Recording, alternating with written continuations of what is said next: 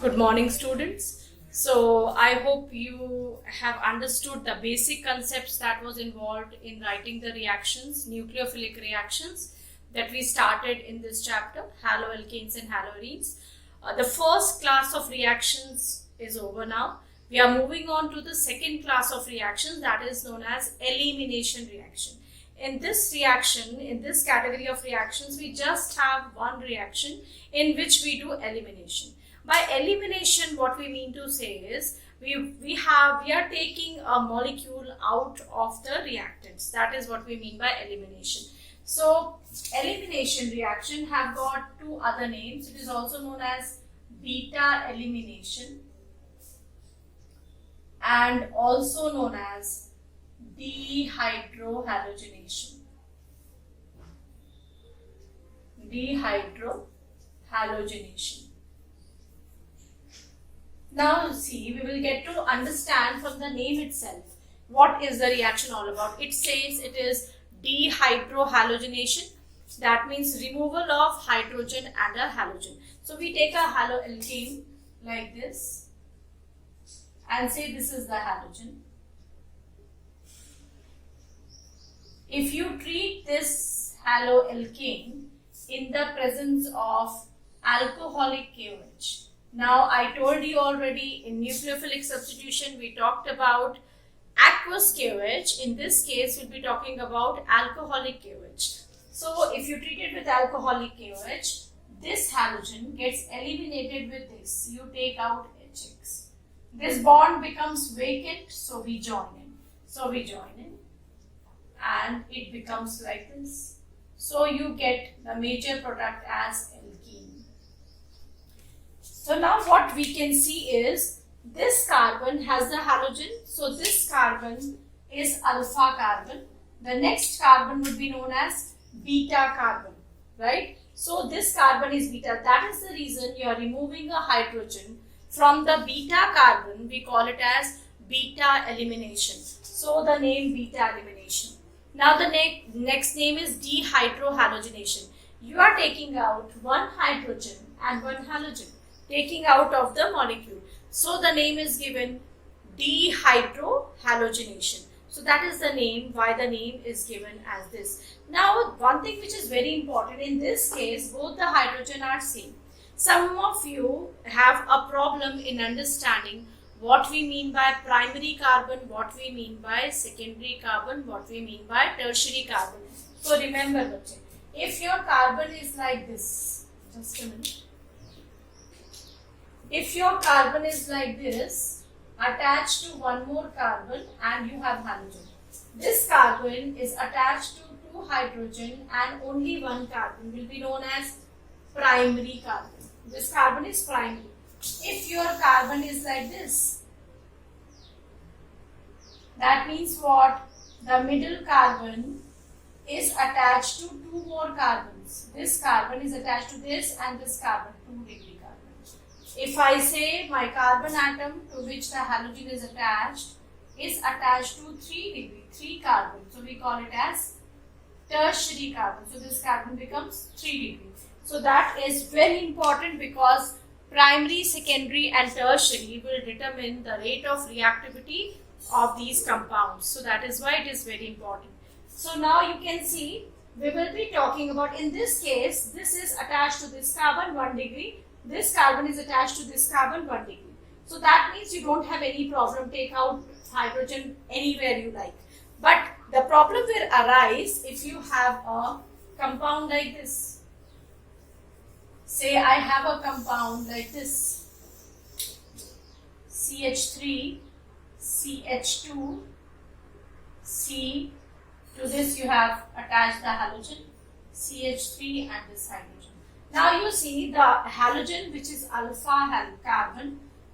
The halogen is attached to alpha carbon. This carbon is also beta and this is also beta. Now we see the degree. This carbon is 1 degree. This carbon is 2 degree. Why? Because this carbon is attached to one carbon this side, one carbon this side. So now you have to take out hydrogen. Now there is a question. Which hydrogen should we take? So therefore that we have a rule.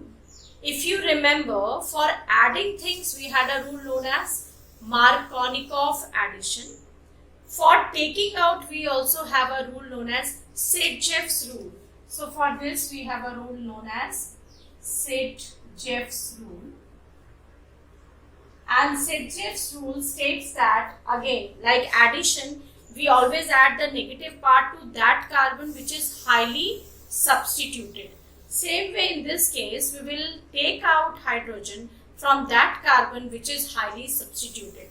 Like one product, we can take out hydrogen from here, this and this. The product would be CH3, CH2, C double bond CH2, and there is a hydrogen here. So this is but1ene. But you have taken out from 1 degree carbon, so this will be less. So this will be a minor product. Right? Minor product means only 20%. If I take hydrogen from this side, the product will be CH3, CH double bond, CH, CH3. You take out hydrogen from this double bond here. So that case you have but2ene, which becomes a major product.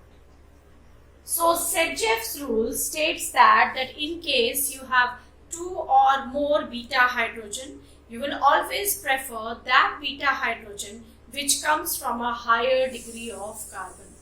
So that is Sedgwick's rule. Sedgwick's rule is always useful in elimination reactions in which we take out some molecule which are very small to make the compound stable. Right? So that is what is elimination reaction. And if you consider this case, it can also show you 2 isomers. You can either have cis isomer, both the methyl group on same side is cis isomer. You can also have trans isomer. So depending on cis and trans, this will be again a major product. So this will be a major product when we make a compound which can have geometrical isomerism. Coming to geometrical isomerism, it can show rotation along the double bond. It can rotate and it can either show you the bulky group on same side, cis form, but it is not stable, so it is minor. Trans form is more stable, so it is easily formed. So it will always be a major product. So that is very important in elimination reaction. Now the second thing which is very important in elimination reaction, which 1 degree, 2 degree, 3 degree, which will undergo elimination faster. So we will just see examples of elimination. If you have 3 different hydrocarbons, haloalkanes, 1 degree, 2 degree and 3 degree, always the 3 degree carbocation is more stable. So the reason is 3 degree will show you beta elimination most easily. So if I have a haloalkane like this, so I have a halogen here. It is a 3 degree carbon. You can take hydrogen from this, this and this, minus HX. What should be the reagent here? The reagent will be alcoholic KOH. Make the alkene CH3, C, CH3. You have taken out hydrogen from this, CH2. This will be most easily formed. Why? Because this carbon is 3 degree. Coming to a 2 degree haloalkane. If a haloalkane is like this, the reaction will not be that fast, but it will take place in presence of alcoholic KOH minus HX. You take out the hydrogen, this will become CH2, CH3, and this is hydrogen. So this is the alkene. We have taken out this and a hydrogen here. So that will be your alkene. So primary haloalkanes again will be the least reactive and show you the reaction with great difficulty. Coming to this HX, it will be most easily done for iodine. I told you HI bond length is bigger, so it will be done very easily for Ri, then RBr, then HCl, RCl, and then for fluorides. So that is the order of reactivity for 1 degree, 2 degree, 3 degree carbon. That is elimination reaction. But there is one exception in this, and which is very important. In case of fluorides, we do not follow this rule, Sedgwick's rule. So please put a star and we will just write specifically for fluorides. So coming to fluorides. In case of fluorides, the rule what say we have a compound like this, CH2, CF, and then you have a CH3. By Sedgwick rule, we should take out this hydrogen and make it stable double bond here. But if you see this reaction, this hydrogen which is attached to the first carbon, fluorine, minus I effect on fluorine, right?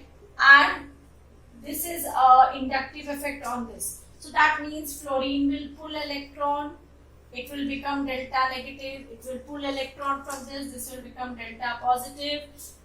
You can take out hydrogen from this, but this hydrogen is getting electron from here, plus I effect, not easily removed.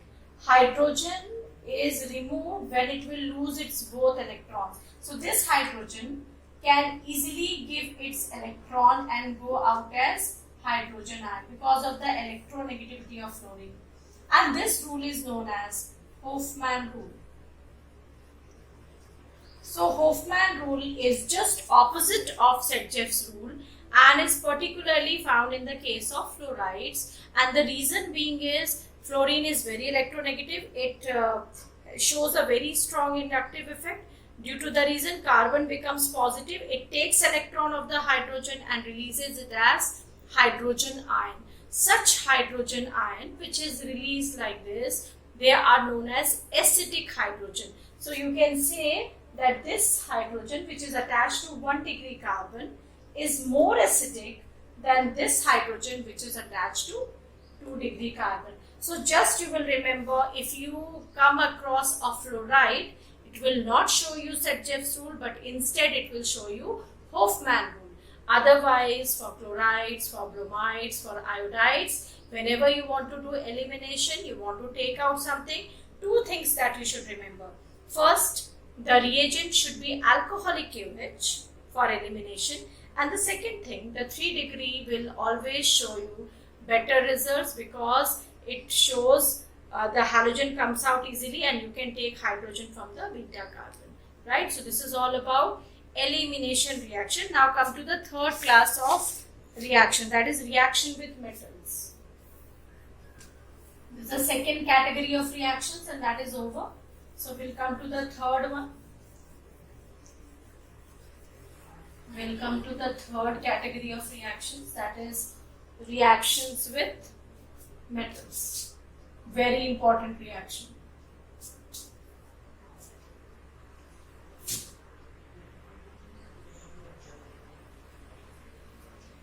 Reactions with metals.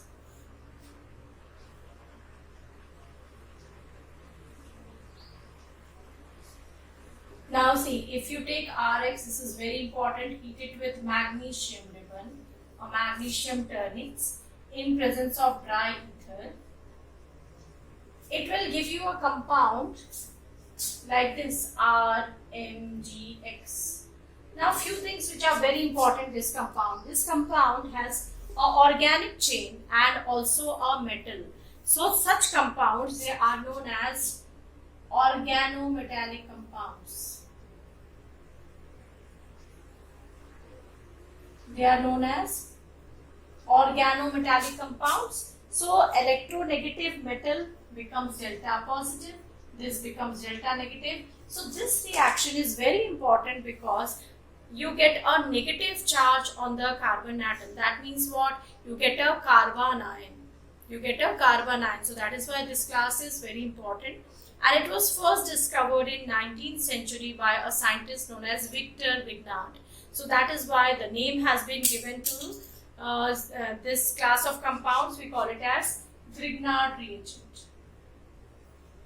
We call it as Grignard reagent. Now, what is the significance of Grignard reagent? You are taking dry ethereal medium. Here, you are taking dry ethereal medium. That means there shouldn't be any moisture. What will happen if we have moisture in the reaction? If you have moisture in this reaction, HOH, that is, you have water.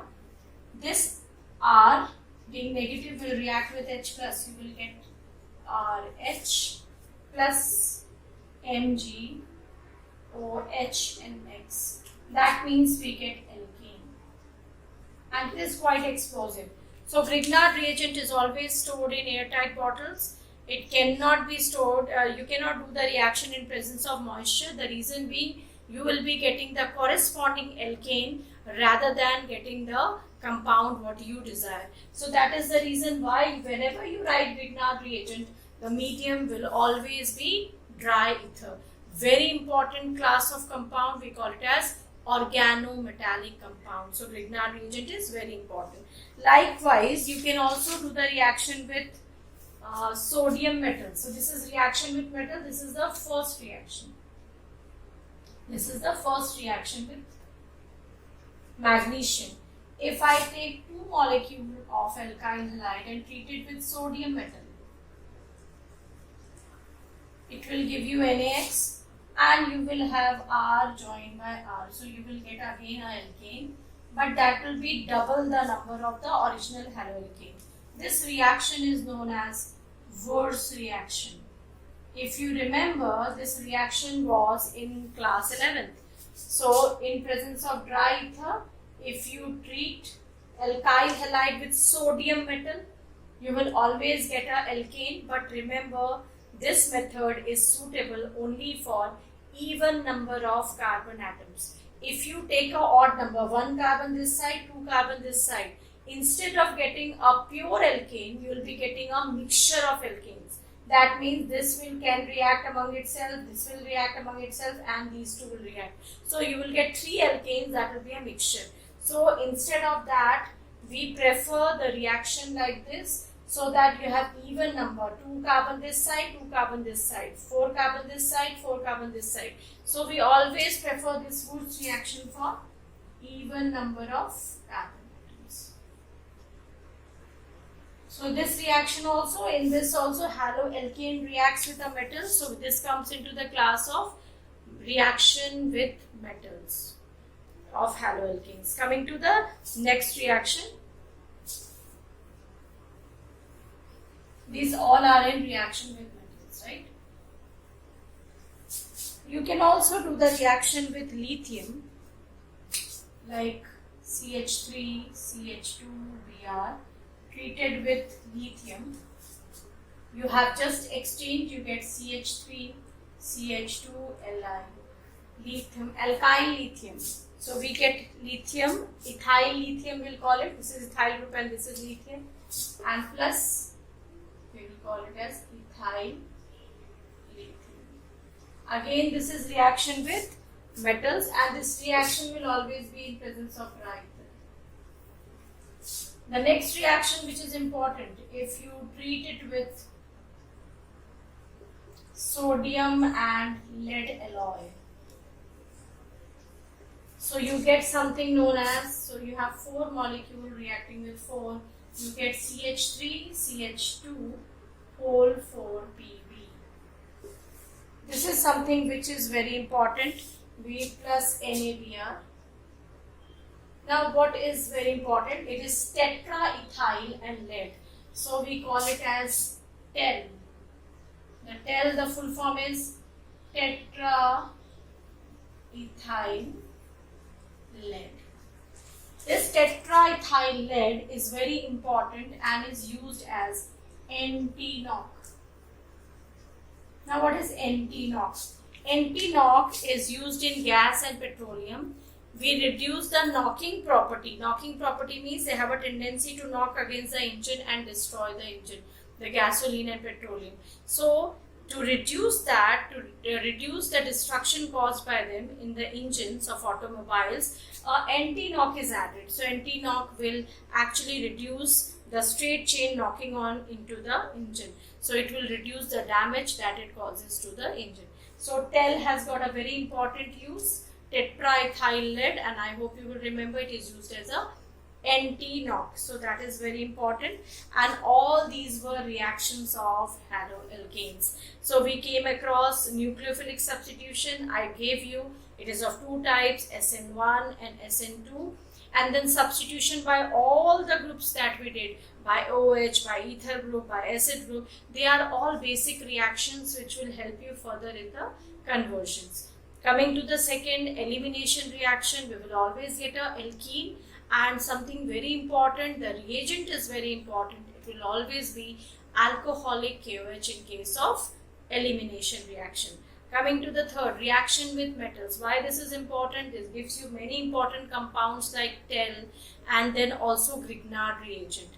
And we know the Grignard reagent gives you many type of products, transition product, also alkane. So very important class of compounds, right?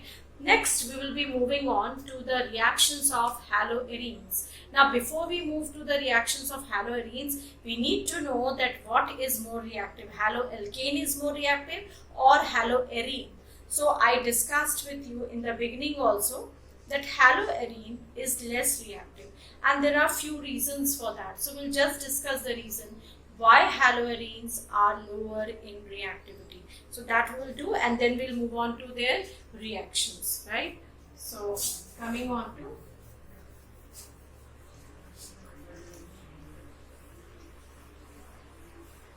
reactions of haloarenes.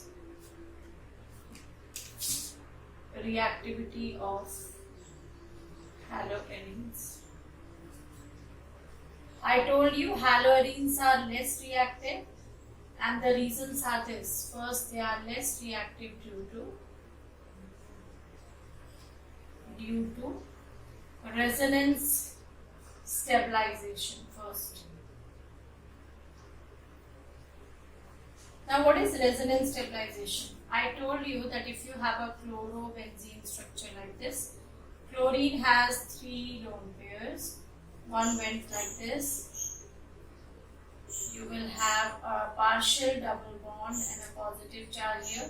This will shift here, and then this. So you can see that starts resonating. Again, this bond shifts here, this goes here, so you have a pi bond here, then this, and see this. Like that, you will have resonating structure. It's difficult to break this bond because it has a partial double bond character. It has a partial double bond character.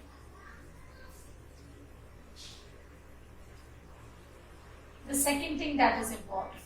The third thing which is very important, it is this has a double bond. So that is sp2 hybridized carbon. This carbon is sp2 hybridized. When we say haloalkane, the carbon is sp3 hybridized carbon. So it is always easier to break the single bond, that is sp3 hybridized carbon. So that is again a reason, because here is sp2 hybridized carbon, difficult to break. Then the polarity of bond, partially polar bond. So you have, this is an electron rich species. There are many pi electrons. So nucleophilic addition is difficult.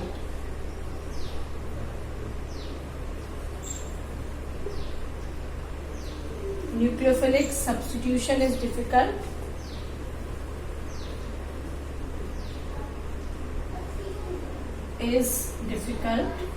Why? Because this bond, this is electron rich species, because haloarenes are electron rich.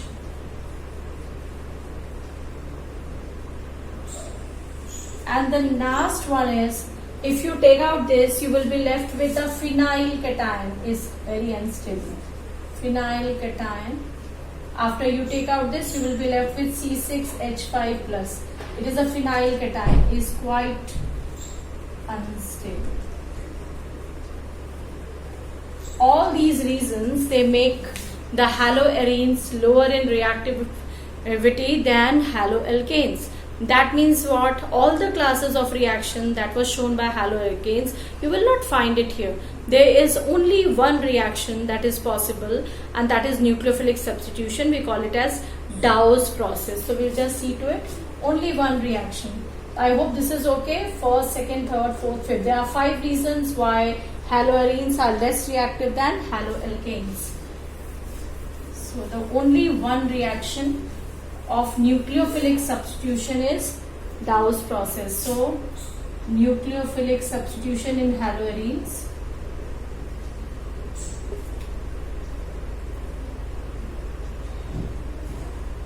in case of haloarenes. There is one process when you treat it with NaOH or KOH 6 to 8%, right? You treat with this under extreme conditions, 620 Kelvin, high temperature and very high pressure. If you do like this, then there is a possibility of substituting this chlorine by ONA. We call it as sodium phenoxide plus, this is minus. So you can easily hydrolyze it with water, acidic hydrolysis. You wash it with water, this Na will go with this, so you will be getting phenol. So this is a very important method of making phenol. We call it as Dawes process. So Dawes process is an industrial method to prepare phenol, and this is the only one reaction, nucleophilic substitution reaction, that takes place in case of haloarenes. That means the rest of the reaction are electrophile coming and getting attached. So we call that class of reaction as electrophilic substitution reactions. That will be doing in our next class, right? Thank you.